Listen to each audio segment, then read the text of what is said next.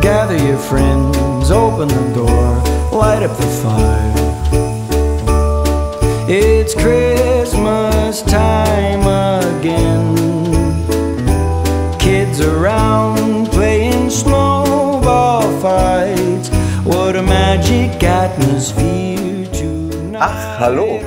Herzlich willkommen zum Altona 93 Jahresrückblick in einer besinnlichen Zeit, und wir möchten euch Content liefern für die Zeit, wenn ihr euch vor der Familie auf dem Klo versteckt und gerne Neuestes zu Altona 93 hören möchtet. Und live jetzt in die Show kommt unser Stadionsprecher. Hallo. Emra, hi. Na? Einfach durch. Einfach durchgehen. Du bist die Losfee. Du darfst einen Zettel ziehen. Genau, du musst einmal einen Zettel ziehen und dann musst du den bei Aaron... Musst du einmal sagen, was draufsteht? Ja, einmal ins Mikro sagen, was draufsteht. Nee. Überraschung des Jahres. Überraschung des Jahres. Überraschung des Jahres ist das Thema. Du hast jetzt nämlich unser erstes Thema gezogen. Danke dir. Sehr Ja. gerne. Wir sehen uns später. Bis gleich.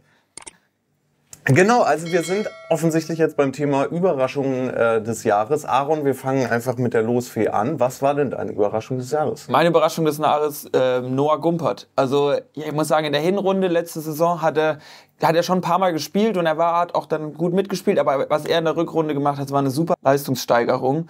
Und er hat wirklich auf einem hohen Regionalliganiveau gespielt und das fand ich einfach krass, habe ich nicht erwartet. Weil er in der Hinrunde manchmal auch so ein bisschen Probleme hat, aber da ist er auf jeden Fall gut in der Mannschaft angekommen und ja, hat für mich super überzeugt. Das sehe ich tatsächlich, irgendwie nimmst du mir so ein bisschen die Worte aus dem Mund. Noah Gumpert war auch für mich die erste Wahl. Ich feiere Michael Gries. Hat jetzt in dem Sinne keine, ja, also Überraschung ist irgendwie schon da.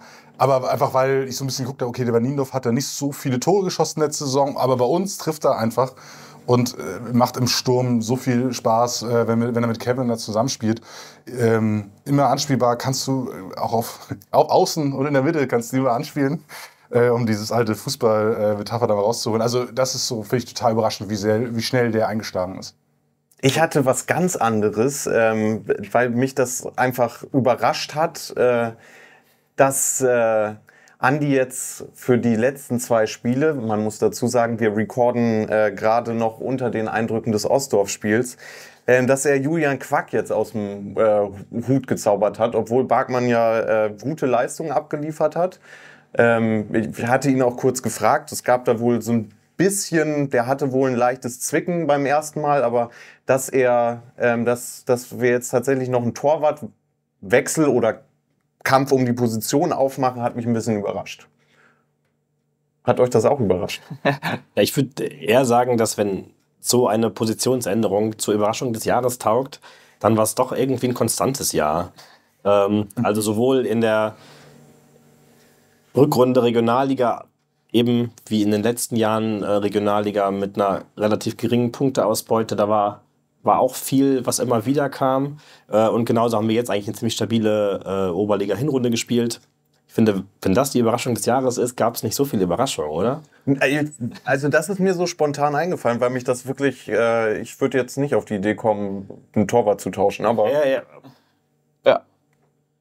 Soll ich noch einen Zettel ziehen? Zieh mal einen Zettel. Ja, darfst du. Macht Aaron das jetzt jedenfalls? Ja. Schönste Auswärtsfahrt. Oh, da habe ich schon gehört, da gibt es auf jeden Fall eine lange Liste hier. Willst du anfangen? Nee. Okay. Dann fange ich an. Ja. Und zwar unser erstes Auswärtsspiel in der laufenden Oberliga-Saison bei Tornisch. War das Eröffnungsspiel dieser Saison. Anfahrt nach Tornisch, wir kennen das ist jetzt nicht ganz um die Ecke von der Hamburger Innenstadt oder von Hamburg selber, aber wir wurden total nett dort empfangen, mit extra Catering, mit vegetarisch und veganer Alternativen, gutes Bier, guter Auswärtsblock, die neue Mannschaft, muss man zu dem damaligen Zeitpunkt sagen, gleich zu uns gekommen, auch beim 1-1 von Michael Gries. Der Jubel danach war gut, danach noch irgendwie in Tornisch noch versackt in der Kneipe, wo auch noch mehrere Altona-Fahnen hingen. Mega cool. Also das war für mich die coolste Auswärtsfahrt, weil es irgendwie gesagt, okay, da ist mit der Mannschaft, die komplett neue Mannschaft, aber trotzdem ist da leicht schon was da. Und das hat mir mega viel Spaß gemacht. Und gleich noch was Gastgeber angeht, ja auch wirklich arschvoll auf der Anlage und sind jetzt in der Hinrunde, ich glaube, die Mannschaft mit dem dritthöchsten Zuschauerschnitt. Gut, ich meine, vielleicht hat Tornisch jetzt auch kulturell sonst nicht so viel zu bieten am Wochenende. Aber trotzdem für so einen Verein und wie ja auch Jan im letzten Stadionheft geschrieben hat, zum Rückspiel, dass die Frauenmannschaft da die Tickets verkauft hat oder die Einlasskontrolle mitgemacht hat. Irgendwie ein sympathischer Verein, auch Absolut. wenn er weit vom Schuss ist. Ja, mir hat es in Kurs Lack sehr gut gefallen. Also ich fand irgendwie, das war ein Auswärtsspiel, es hat super viel Spaß gemacht. Wir hatten eine richtig gute, Also die wenn wir Anfahrt. Punkte vergeben für die Anfahrt, das ist schon mal minus 7. Aber wenn man erstmal da ist, muss ich sagen, ist eine schöne Tribüne, auch mit dem Dach. Aussicht. Genau, man steht schön hoch und auch für die Stimmung finde ich es immer geil, wenn man ein Dach hat und man hat irgendwie direkt mehr Stimmung, also man wirkt lauter. Ja. Hat mir super gut gefallen. Dann natürlich 2-0 gewonnen, was will man mehr? Cheers mit einer Ja. hervorragenden Einlage auch, die wir jetzt mal so... Hervorragende Bierversorgung, sagen. Ich glaube, vielleicht können wir ein Foto davon noch einblenden, was dabei passiert ist. Ja, aber nee, hat mir einfach super viel Spaß gemacht. Die waren auch alle super nett. Es gab gute Wurst, also einfach top. Genau, ich gehe noch mal ein bisschen in der Zeit zurück. Dassendorf-Pokal. Auch eine schöne Antwort. Hervorragendes Spiel. Wir kamen irgendwie mit ein paar Leuten gerade erst vom kleinen Trip nach London von Dulwich Hamlet von unseren FreundInnen zurück, waren ziemlich verstrahlt, haben uns vielleicht gar nicht so viel ausgerechnet nach irgendwie 2,5 Jahren Regionalliga immer auf die Fresse kriegen, dann gegen Martin Harnik zu spielen. Haben aber gut mitgehalten, echtes Spiel gut gemacht und dann eben krasses Elfmeterschießen, wo erst alle reingehen, dann geht irgendwann überhaupt kein Ball mehr rein. Man denkt immer, oh Gott, ist man ausgeschieden und dann wird wieder einer verschossen oder gehalten. Genau, und am Ende halt 6:5 auf dem Papier. Sensationell. Ja. Ich muss noch eine, wenn wir jetzt die beste machen, was ich schlimm fand, erinnert ihr euch noch an Hamm? Die Schlange, also das war wirklich längste Schlange auf jeden Fall in Hamm, wenn man irgendwie, und dann war man durch den Einlass und stand direkt in der nächsten Bierschlange. Und ich meine, die wussten, was kommt und haben dann vorher gesagt, sorry, wir haben irgendwie nur einen Bierwagen, also da gab es davor auch ein bisschen. Und das war auf jeden Fall, also Stimmung war gut so, hat Spaß da gemacht, aber das war echt heftig, wie viel man da in Schlange stand. Da sind ja während dem Spiel noch ein paar Leute aus unserem Vorstand dann schnell irgendwie zum nächsten Supermarkt und haben noch palettenweise Bier gekauft. Also da wurde auf jeden Fall auch Fannahe Vorstadt. über den Zaun wurden dann noch Dosen gereicht, also das, die Bierversorgung war dann Thema. Irgendwer hat auch so ein, ich weiß nicht, wie die Lieferdienste heißen, die da mit so einem Kasten auf dem E-Bike vorbeikommen. Irgendwer hat auch so eingerufen und der hat dann irgendwie noch 2 Paletten über den Zaun gereicht. Grüße gehen nach Hamm.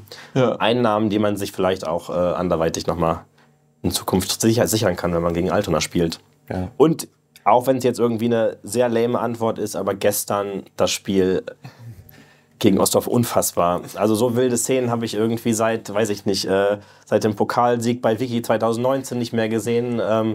Also hätte es einen Zaun gegeben, hätten alle oben. Ich meine, in der Nachspielzeit noch 3-1 zurückzuliegen und dann trotzdem irgendwie mit Abpfiff 4:3 zu gewinnen. Vielleicht müssen wir da doch noch ein extra Video Unfassbar. Ich komme auch nicht drüber weg, meine Stimme auch nicht. Genau. Die Losfee, was kommt? Bestes Spiel. Gestern. Ja, was ist für mich gestern? Da müssen wir vielleicht erstmal kurz definieren, was ist das beste Spiel? Das beste Spiel ist das, wo du fassungslos einfach danach dastehst, denkst, wie ist das passiert? Und es war jetzt spielerisch okay. Also die erste Halbzeit war okay, Anfang der zweiten Halbzeit, die kam aus der Kabine, war gar nicht gut. Das Spiel außer Hand zu geben ist... Ja, und dann hatte Ostdorf auf einmal den Ball, wusste aber irgendwie auch nicht, was sie damit machen sollen. Und naja, dann kam die rote Karte und es passiert trotzdem nichts. Man hat das Gefühl, es ist alles vernagelt. Und in der Nachspielzeit schießt du 3 Tore, das kann mir keiner erzählen, das war das beste Spiel. Ich mache nochmal einen anderen Ansatz. Bestes Spiel im Sinne von das Spiel echt kontrolliert und in dem Sinne gut gespielt, das 5:2 gegen Tornisch. Auch noch nicht lange her, aber ich habe mal nachgeguckt, in den letzten 3 Jahren gab es nur 2 Spiele, die wir mit mehr als 2 Toren Vorsprung gewonnen haben. Das war auswärts in Rugenbergen jetzt diese Hinrunde und das 5:2 gegen Tornisch.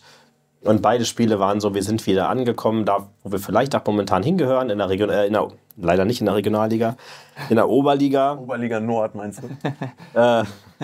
Eben 3 Jahre viel ergebnistechnisch auf die Fresse bekommen.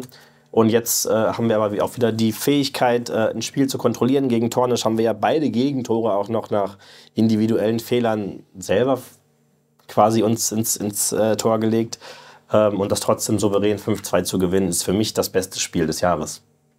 Ich habe noch einen anderen Kandidaten, das wäre, also Ostdorf ist natürlich obvious choice. Also das ist vielleicht das Fanspiel des Jahres. Wenn man jetzt Andi fragen würde, das kommt ja vielleicht auch noch, dass wir Gelegenheit dazu haben, würde er was anderes sagen wahrscheinlich. Welches Spiel eigentlich letztes Jahr schon stattfinden sollte, aber dann aufgrund des Rasens dann in diesem Jahr im Februar stattfand, war das Spiel gegen Heide. Das 3-2 Anfang Februar. Der Platz war total tief, also noch tiefer ging es, glaube ich, in der ganzen Saison nicht. Und das Spiel war auch total dramatisch. Es ging halt eben fast gar nichts und wir haben dann tatsächlich 3 Tore gemacht. Teilweise auch so ein bisschen Zufallsprodukt, das Tor von Kevin Krottke, aber ein fantastisches Weitschusstor von Per Mahnke. Und William Wachowski hat auch noch getroffen. Und es war halt eben in dieser Phase, wo man eigentlich damit immer gerechnet hat, wir kriegen noch ein Gegentor leider irgendwie, aber wir haben es nicht kassiert. Ja. Und wir haben einfach dieses Spiel gewonnen. Da war einfach auf den Rängen war dann eine richtige Euphorie, auch gerade unter dem Aspekt jetzt viel mit Corona und es konnten nicht so viele Leute rein und wenig Spiele generell gewesen und dann gewinnst du dieses Spiel halt eben dann mit 3-2 gegen direkten Konkurrenten. Da war ich auch völlig euphorisiert. Also sicherlich nicht so wie gegen Ostdorf, aber anders. Das wäre meine Antwort auf alle Fälle gewesen bis zum Ostdorf-Spiel. Wollen wir bei der Gelegenheit noch eine Schnellrunde beschissenste Spiel machen? Ja, wir haben gerade bei 90. Wir haben ja noch blödester Moment, glaube ich. Ah, okay. So, wie können wir nochmal einsteigen? Alex. Warte. Alex, was war denn dein Tor des Jahres? Oh, Leute. Alex, was war denn dein Tor des Jahres? Und Alex, was war dein Tor des Jahres? Mein Tor des Jahres, ich gehe damit leider schon seit Wochen allen auf den Sack, war überhaupt kein Tor, sondern eine Halbfeldflanke. Auswärts bei Cordy in der 70., 75. Minute hat Grosche einfach eine Flanke geschlagen auf Gries vorne in Strafraum.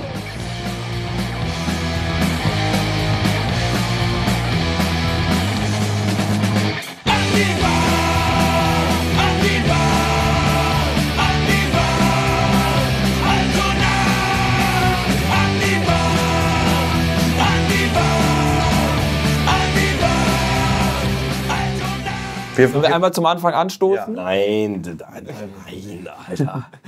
Also, wir können so ja, aber wir brauchen ja irgendein Intro. Ja. Nimm mal deine Mate weg und let's go. Ja, die geht gar nicht. Nee, die muss ganz weit weg. Lass mich in Ruhe.